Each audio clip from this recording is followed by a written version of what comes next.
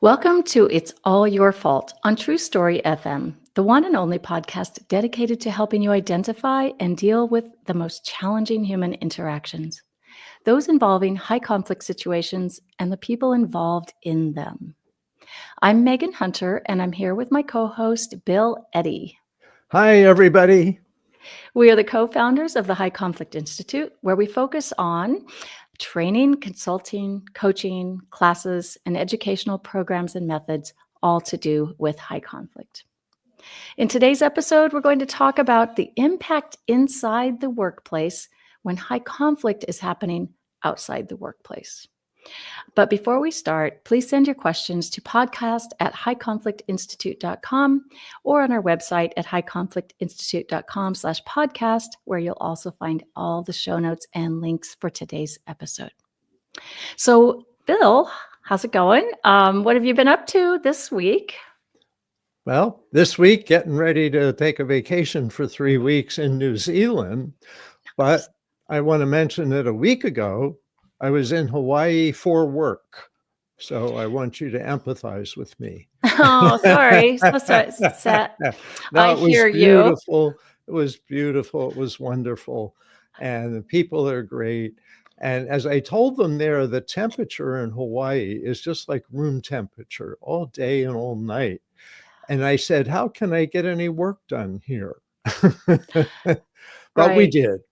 We got work done. Good group of therapists, and it was fun speaking to them in that great environment. So Yeah.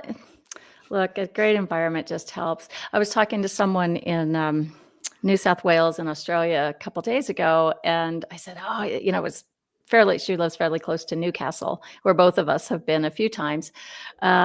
And I said, Newcastle is probably my favorite training location. I think it's Noah's on the Beach is the name of the hotel, and it's right on a cove. And there's windows in the training room, and you're right at ground level, kind of overlooking the bay. And while you're training, you look out and there's dolphins, cavorting in the water, and there's like no better training space than that. So anyway, that's fun. So Hawaii, it would make sense to sort of travel directly from Hawaii to New Zealand. It might have cut off some time for you on an airplane. Yeah, but there was work back here, so we're getting it done. Yeah, exactly.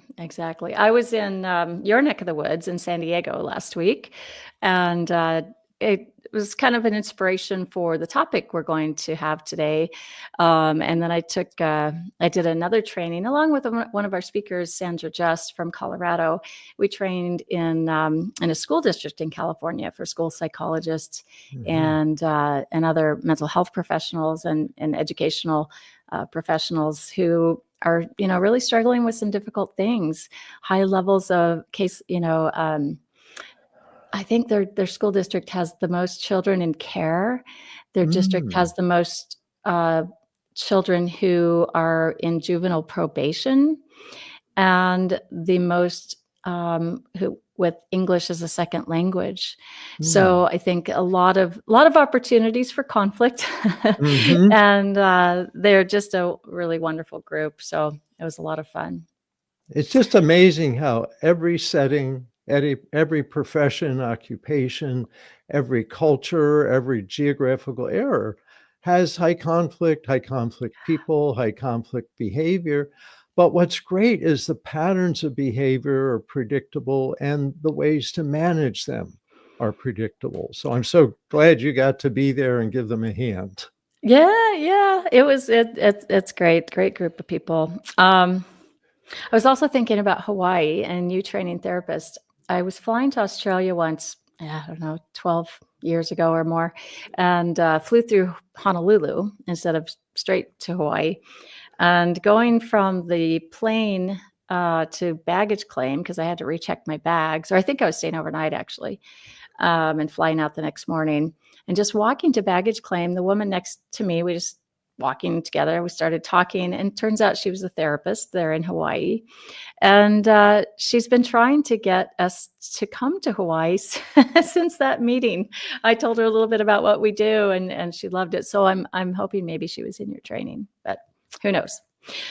Okay, so let's get to the topic at hand today, and that is the impact of in the workplace when high conflict is happening at home. What this looks like, what to do about it, whether you're the person involved in this, you're the employee or you're the employer. So, high conflict, if you could say in a nutshell, Bill, what does high conflict at home feel like for the person involved in it? Well, basically, from consulting and counseling, is people absorb a lot of stress. If the home environment where you expect to be stress relieving, supportive, empathetic, relaxing is the opposite, it's really super stressful because then you're going out into the world having to be on, ready to deal with things at a high level without that kind of foundation of daily support or battery recharge. I really think Mm. that's what you think of as your home, your family life, your outside of work life is a battery recharge. And if your batteries run down and now you're back at work and you have to perform, it's nearly impossible at times. But I think one of the biggest things that I hear about and see is the loss of self-esteem, that people really doubt themselves if they're getting drained at home, and that may mean being criticized, could be criticized by an abusive partner, could be criticized by teenagers who are going through their own stuff, be criticized by an ex, a co-parent that calls you in the evening when you're at home or texts you, emails you, and really escalates your frustration level. So that chips away at your self-esteem. People doubt themselves, then they go to work in a self-doubting mood, and it really, can impact their productivity and really sap the joy in life that many people bring to work when they have a good, comfortable, happy home environment. So let's go one step further, Bill.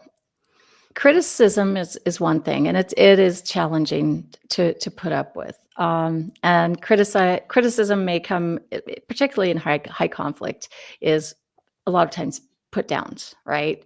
Yeah. Dissing you, just being defensive, challenging, trying to kind of get under your skin.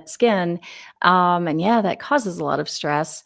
But when it goes to the next level, I guess, would you call criticism verbal abuse, or would that verbal abuse be the next level, followed by then, I guess, emotional abuse and or physical abuse?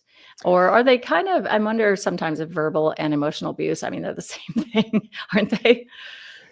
Yeah, I think there's like different levels, but what's most important is what's the pattern of behavior that's coming at you.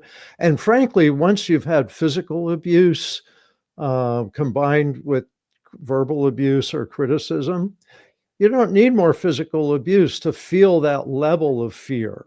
Yeah. So that, and it's interesting what I've been reading about emotions being contagious and being amplified is that we tend to absorb the peaks of people's emotions.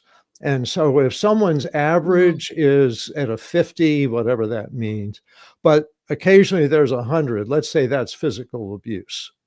That's what you remember.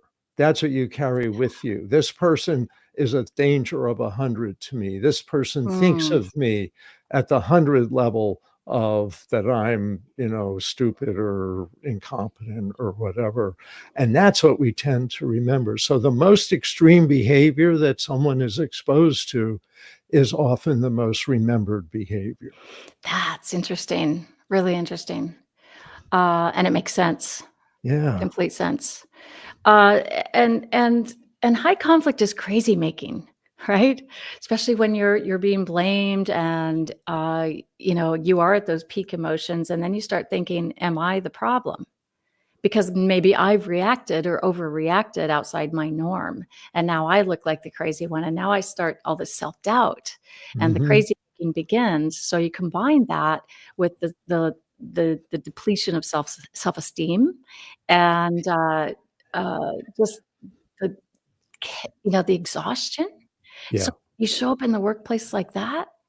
That's how we show up, having to perform at our expected level at work, and yeah, we're bringing all this in. Yeah. Yeah, and people, you have a much shorter fuse, and so you react more quickly to people. Like, "Why'd you say that?" When you might otherwise say, "I don't understand. Could you tell me why you said that?" And people go, "Ooh, wow, steer clear of him today." So Yeah, yeah, so it's a shorter fuse, lower self-esteem, impacts everybody around you as yeah. well. So let's talk and dig in a bit about stress and what it does to your brain. Those cortisol shots, I guess. It's hard on the body. It's hard on the brain. Yeah, well, I think a lot about right and left hemisphere, and I'm not a brain scientist, and I know I simplify things that are really much more complex, but it really seems to be that our right hemisphere, well, first of all, left hemisphere is associated with reading, writing, talking, listening, problem solving, kind of logical stuff. The right hemisphere has an incredible ability to protect us, to tell us we need protection, tell us there's a danger in our environment. But what seems to happen is when we get triggered, our amygdala gets triggered that we're in danger, several things happen. One is you might really shift to uh, global thinking, all or nothing thinking, jumping to conclusions. Um, of course, fight, flight, and freeze. Mm. And the people into polyvagal theory, the polyvagal nerve, which is connected a lot to your face and to parts of your body, lungs, stomach, etc., really shifts your whole body into either shutting down or fighting or fleeing. And the shift is in a split second, Yeah, oh right? yeah, instantly, Yeah. instantly. And the thing with the amygdala is when I was studying this years ago, it says within 6/1000ths of a second, your amygdala can tell you to react. Wow. And you might be running before you consciously realize that there's a danger and that you're running. You may see other people running and you may start running. I remember when there was a tsunami in Indonesia, I think, and people started running and other people just started running. They didn't know Mm. why. What are we running from? But if 100 people are running, I better run too. Yeah. Yeah. So it's a survival mechanism, but it shuts down your analytical thinking. And that's what you need in the office.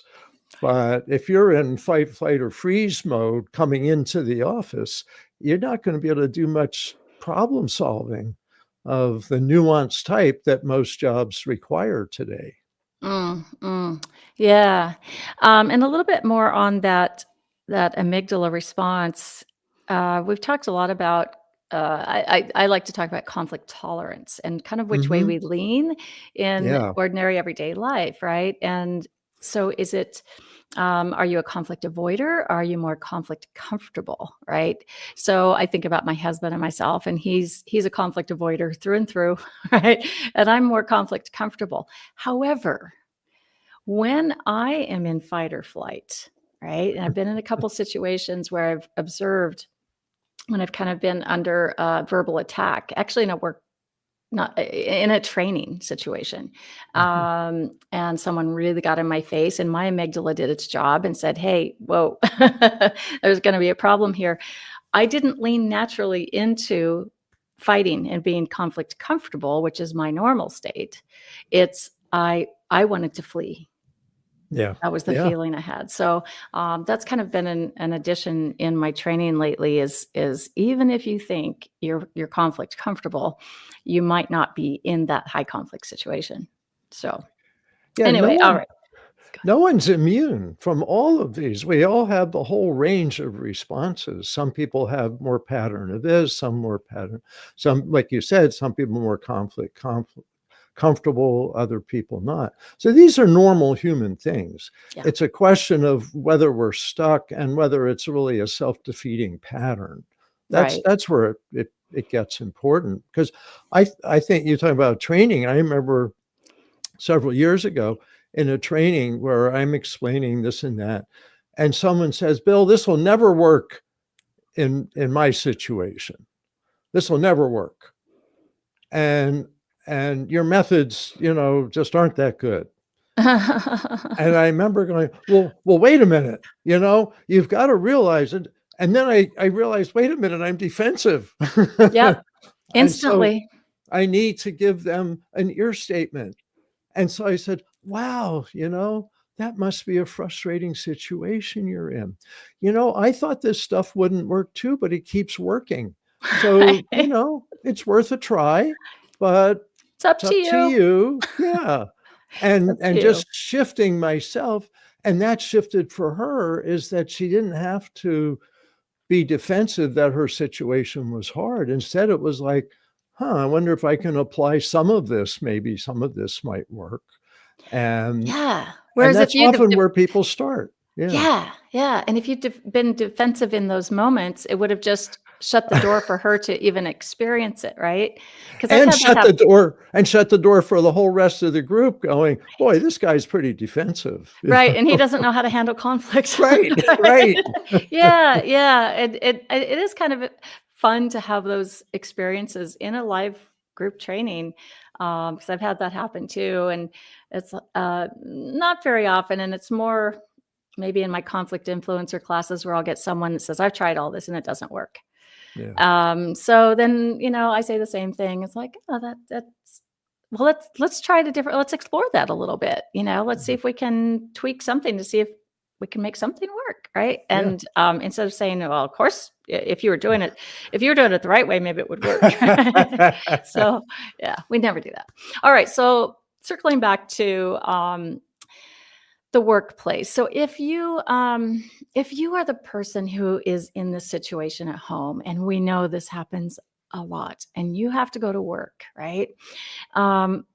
What can you do at home if you're being criticized, put down, even abused in some way? And of course, we want everyone to be safe. So there's a whole piece around that, and protection orders, and removing yourself. And so this episode isn't necessarily about how to do all of that, but it is how to kind of save yourself and restore yourself to a place where when you come into the workplace, you can focus on work a little bit more, understanding the reality that there's going to be some bleed over into the workplace. But Yeah. what can you do? Well, the thing I really think, number one, is surprisingly powerful that anybody can do anywhere, and that is give yourself encouraging statements.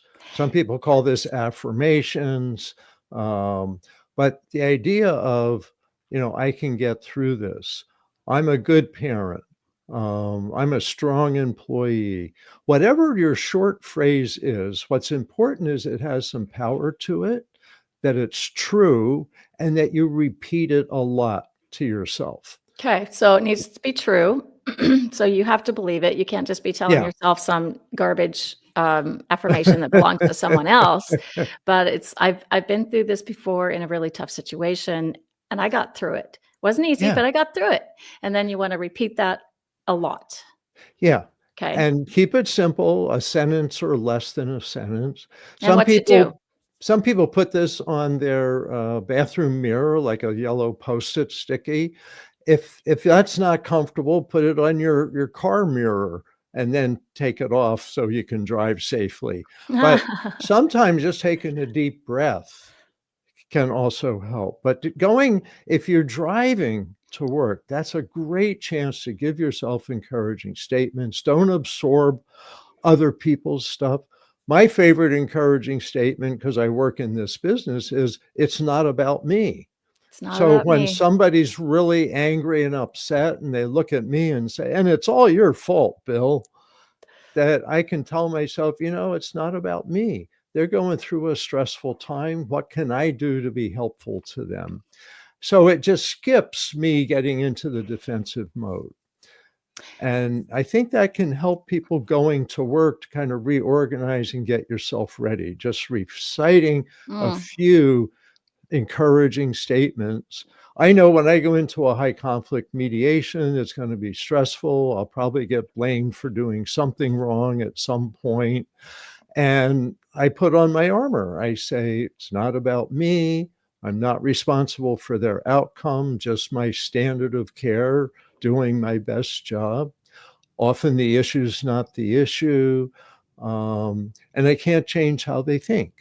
And I remind myself of that. And I usually just start breathing a little bit better. Yeah. And that helps me go in and not absorb other people's tension, but actually help them get past it.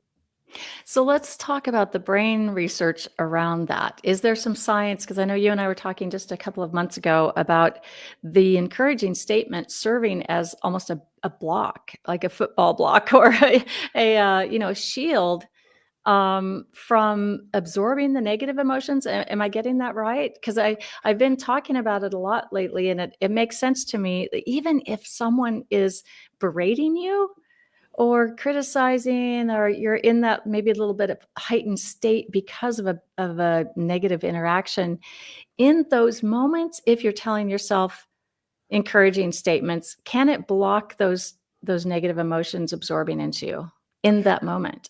I believe it can. I can't tell you exactly the brain science, but I'll tell you what we learn from our trainings with our New Ways for Families coaching method. And we role play practice parents giving themselves encouraging statements in difficult situations. And we role play so that the coach pretends they're the difficult person criticizing the parent, and the parent just silently listens while telling themselves their encouraging statement. And what we've learned from this, and it's been repeated over and over again, they said the criticism wasn't as loud. I didn't Interesting. absorb the criticism. The criticism was out there with him or her because I was hearing my encouraging statement louder than I was hearing the criticism.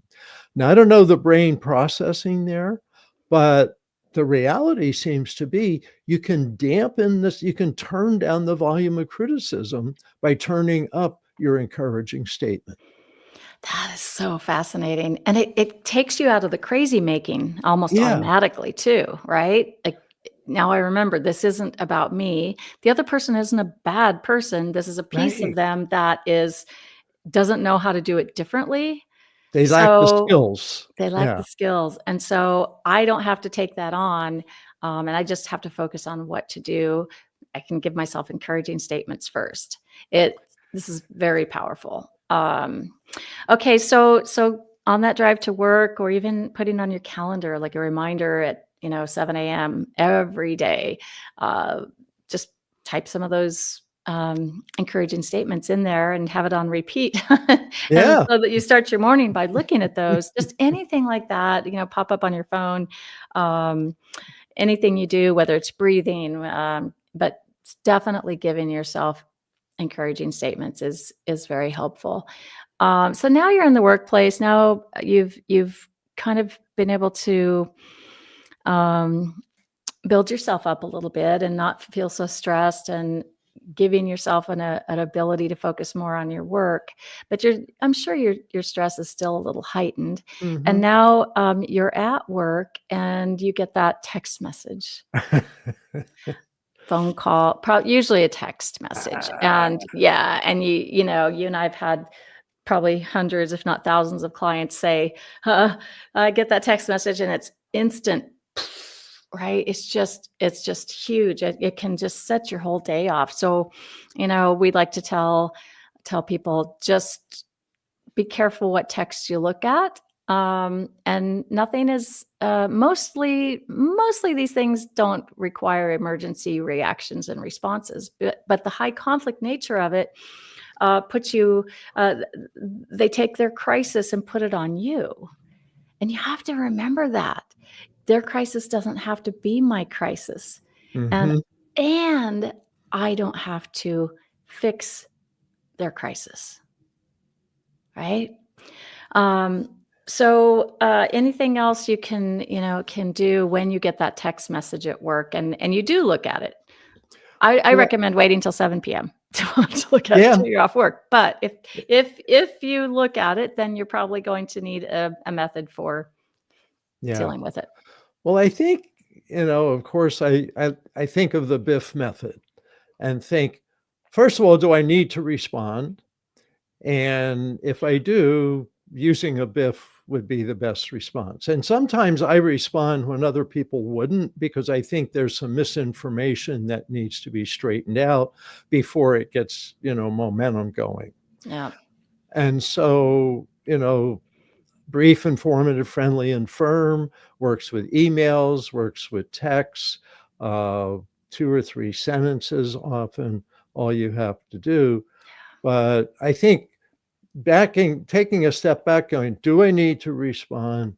And then if so, what would a Biff response be? Mm. Now, there's an added thing that, because I'm always learning, when we did the Biff for co-parent communication book, Kevin Chafin, one of the co-authors on that book, family therapist in Kansas, said, I don't remember if he came up with the idea or one of his clients did, but he said, what you can do is cross out what you don't need to respond to and see if there's anything in there you do need to respond to. So someone says, you're an idiot, you're doing everything wrong. What time is tomorrow's staff meeting?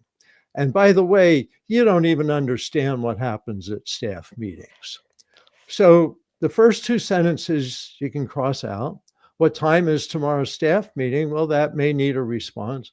And you don't understand, you can just cross that out. So now you're looking at a simple question that doesn't have emotional energy in it. And that's what I can respond to. And Mm. that's all I need to respond to. So, in a sense, it's like the encouraging statement. You're taking out the criticism and just addressing the real life issue at hand. If there is one. Yeah, I like that. I need to remember that. Just need to I'm make a I'm note. I'm still practicing recently. It takes a while to catch on, but I tell you, like an email, it's fun to print it out and cross out. Don't need that, don't need that, don't need that. Oh, there's a question. All right, I'll respond to that. Don't need everything else. And there's one line out of 15 that actually needs a response. It's so empowering. We need to add that to our exercises and trainings. Yeah, that's a good idea, Yeah, let's do actually. that. Um, so many things to remember. Okay, so if you're in this, you're this employee and you have this going on at home and you're doing these things for self-care and how to get through your day, now you need to talk to your employer. Is it a good idea to tell your employer, look, I'm in a really bad situation at home? Because I can think, I would maybe be afraid that the employer would say, or kind of, it would give them a negative view, perhaps, of you, or put you into a place of some kind of care that you don't want, or in some kind of category, or feel like a punishment. And I think that's a lot of the reason I wanted to even do this topic today is employers might not understand. So how do we help them understand that, yes, I'm going through something really tough at home. I need your help. I've kind of got this, but I kind of need some help too. So I don't, how do you say, I don't want to be punished, but I need help?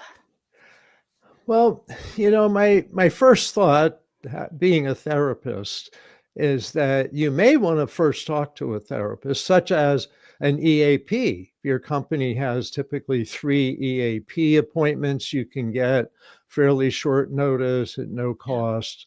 To start there, because that's a confidential process by law, and kind of talk through who you would talk to, what would you say, and maybe some ways you can manage it yourself without having to even discuss it with a supervisor or your workplace.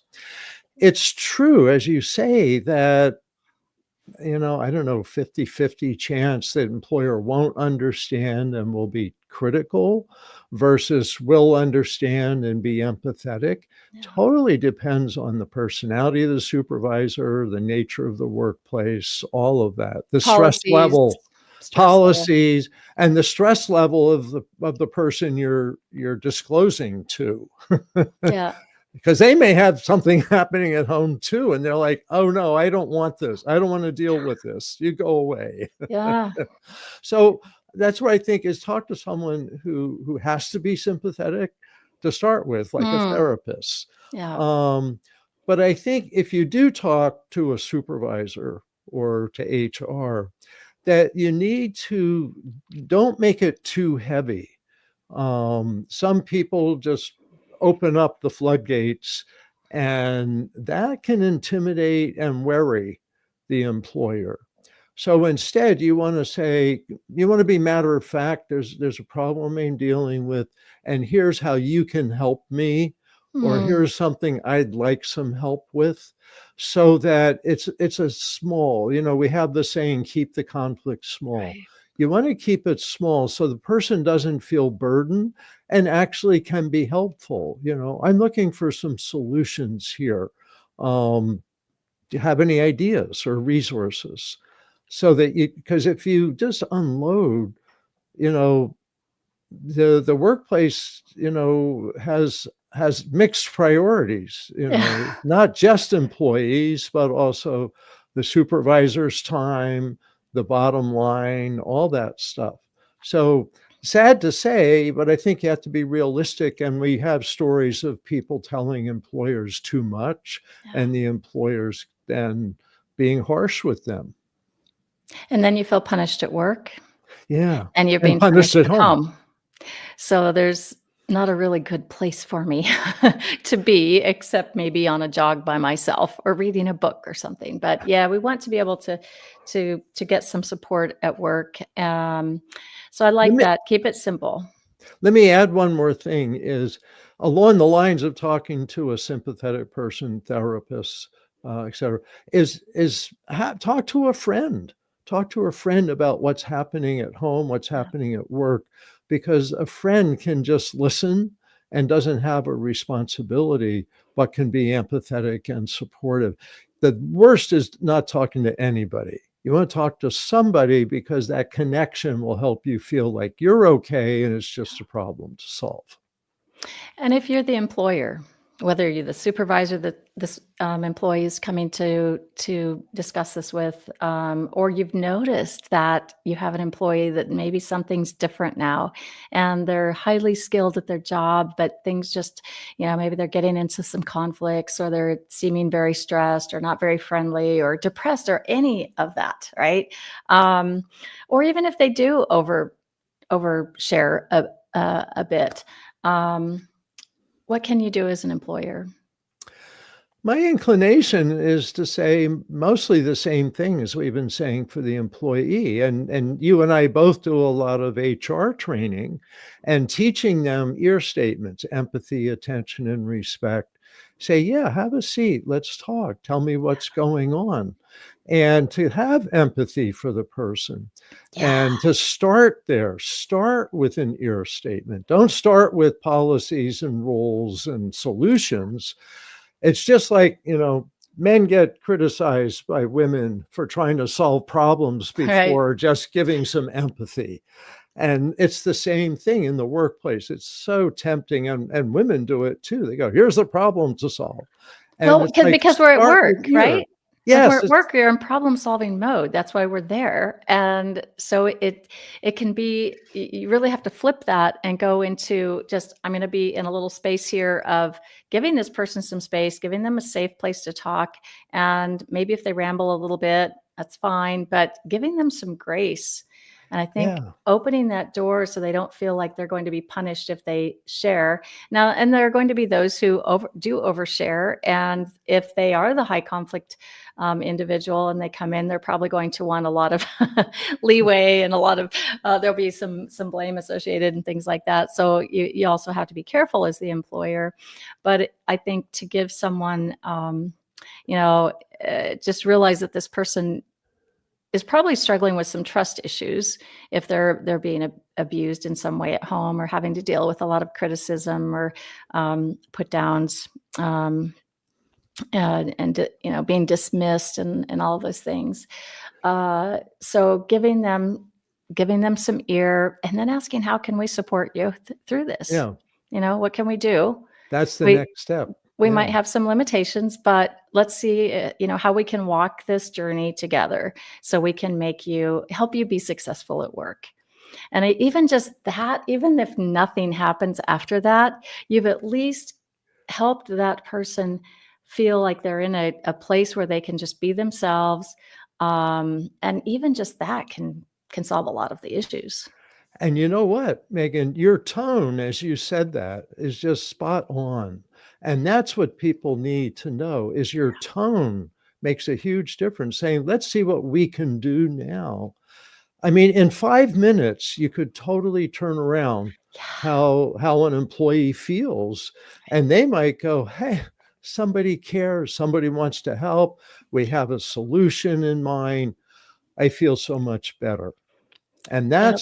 doesn't take much time for that. That's Right. beautiful, really. Yeah, you don't need some big HR process. You don't need, big counseling, be put on probation or some kind of, performance improvement plan necessarily. I mean, maybe there's a place for that with some people, but 5 minutes might make the difference. Yeah, So yeah. human connection, it's key. It's So amazing. Yeah. it is. It is. Well, great conversation, Bill. Thank you. And I hope this has been helpful. Let Yeah. me add, I just have to add one other piece. Yep. If you are in a position as the employer where you have to set some limits because you're concerned, and with that, you need to let the person know what the consequences are if they don't follow the limits, and include an ear statement. Mm, Include because how you talk to somebody when you set limits even makes a difference. We want to help you here, and by having this limit, we think it's going to help you be an even stronger employee. nice. That context is motivating rather than just going, you can't do that anymore. Right. Right. And my door's open if you need to talk again. Yes. Right. 5 minutes can make a difference. Huge difference. So thank you for listening today. Next week, I don't know what we'll focus on yet. We'll find out. In the meantime, send your questions to podcast@highconflictinstitute.com or submit them to highconflictinstitute.com/podcast. And until next time, keep learning, keep practicing, keep taking care of yourself, keep giving yourself encouraging statements, and we'll all try to keep the conflict small and find the missing piece.